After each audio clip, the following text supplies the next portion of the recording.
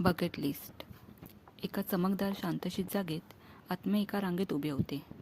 प्रत्येक आत्मा आपला जन्मयादी फॉर्म भरत होता, म्हणजेच त्याची बकेट लिस्ट. तिथे एक छोटासा आत्मा होता. त्याचा नंबर जवळ आला होता, पण त्याने अजून यादी भरली नव्हती. सर्वांना दिलेल्या फॉर्मवर पर्याय होते, तसेच त्याच्याही होते.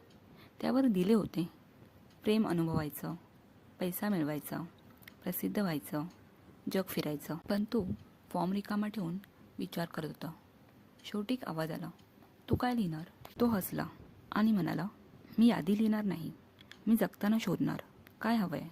कारण खरं जीवन हे बघण्यात नसतं, ते समजण्यात असतं. त्याने फॉर्मवर फक्त एक वाक्य लिहिलं, प्रत्येक क्षण जाणीवपूर्वक जगायचा आहे. मग तो आत्मा जन्म घेतो. त्याचं नाव ठेवलं जातं आरव. एक मध्यमवर्गीय मुलगा, जास्त काही नाही. जसजसा तो मोठा होत जातो, प्रत्येक क्षणात तो काहीतरी शिकत असतो. संकटातही काहीतरी सुंदर शोधतो. त्याचं आयुष्य भव्य नसतं, पण खोल असतं. आणि शेवटी तो म्हातारा होतो. त्यावेळी त्याचा एक जिवलग मित्र त्याला प्रश्न विचारतो, तुझी बकेट लिस्ट काय आहे?